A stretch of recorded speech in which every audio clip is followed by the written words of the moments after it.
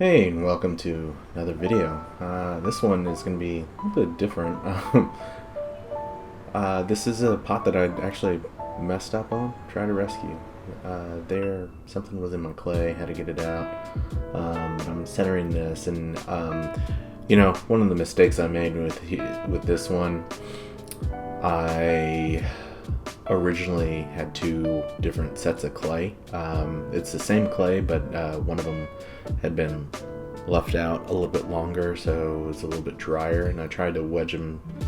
Well, the problem is I didn't wedge them together. I just stuck them together, mushed them a little bit, and then formed it into a ball and threw it on the wheel. And that's going to lead to problems down the road, as you'll see. But here I'm just centering, making sure that clay is nice and centered, rounded, getting everything together and homogenized in the same direction.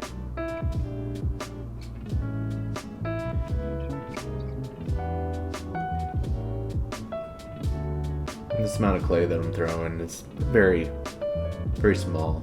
My intention here was to make a mug, but that just didn't work out. Just trying to keep clean. I try to throw as clean as possible. Wipe up any excess water as I'm going. That way, the pan doesn't the catch doesn't fill up quite as much. So here I'm making my initial dig in and gonna pull out from that center to form the wall. It's a good view of that. Try to go out pretty far to the edge, make sure that the bottom is compressed and get the initial thickness that I want, or close to it. And I just pull up my first initial pull, and you can see it start to wobble there, and that's due to a couple things. On this one, my hands were a little too dry to make that initial pull, and I just didn't do the correct technique on it that I normally do. And so that second pull, I was trying to stable things out as I got the cylinder up, and then here you're gonna see it get overworked. Actually, the clay is gonna develop a spiral in it and become overworked and too thin. You can already see it form right there.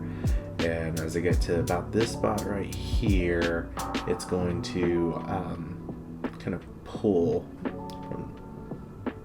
from the center, and I try to collar it in the top because it's flaring out, and that's when everything just falls apart. So you see the waviness of that cylinder. It's basically collapsing on itself. So what I'm trying to do here is make it as straight as possible. That way I can save the bottom half of it, and I change directions here. So I cut it in half, cut the top half off. That way I can just discard that, put it in my recycle. That doesn't go to waste, that gets recycled and used later. But I'll clean, oh, there goes my sponge. I'll clean up the cut there, and then what I'm going to do now then is form it into a small bowl at this point. So I'll get the excess clay off the bottom there, and then pull it up a bit. One last pull before I actually start flaring it out.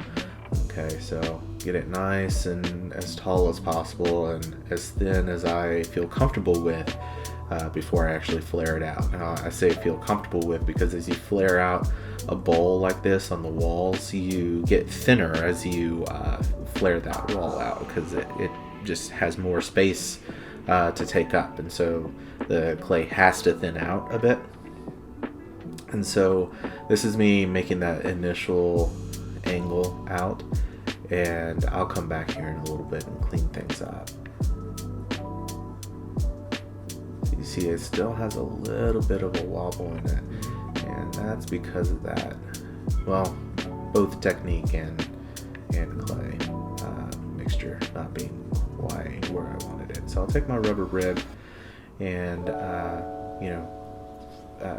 form the shape that I'm trying to make and compress the clay against that rib while I hold it stationary to get that shape. Okay, and that should do well enough to form what I need to form there. And here I noticed that, I was initially trying to make a mug, and so that bottom is real flat. And usually with bowls, I don't like to throw a flat bottom. I want to throw a curved bottom, make it nice and smooth, kind of go in with the walls and that transition. So here I'm compressing a little bit and actually taking out some of the clay body there at the very bottom. And so I'll smooth everything out, make sure that it's nice and consistent with that curve before actually finishing up the throwing and cleaning up and cutting it off the wheel here in a second. So just clean excess water out with my sponge, make sure that everything's smoothed over, make sure everything's dry. I'm getting that one last feel for it here, and pretty happy with the way that this bowl eventually did come out. It's quite small, probably a good little trinket bowl or bedside container or entryway container. Have some keys, or maybe if you're a tabletop gamer and hold your dice. That's what I use some of our smaller bowls and dishes for when we're playing D&D at home. Alright, and so here I'll just clean up the foot a little bit. I'm going to come back and trim the bowl later. I know that, so I'm just getting the excess clay off the wheel, everything that I don't want on there. That's going to get in the way of taking this off the bat, and also creating more for me to trim away. So I cut away as much as possible.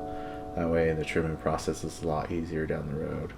So I take a wire and hold it taut, make a quick motion under, and here we go. While the wheel is spinning is important for the way that I'm taking it off this wheel. Now, if I was gonna hydroplane it off the wheel, I'd be doing a different technique.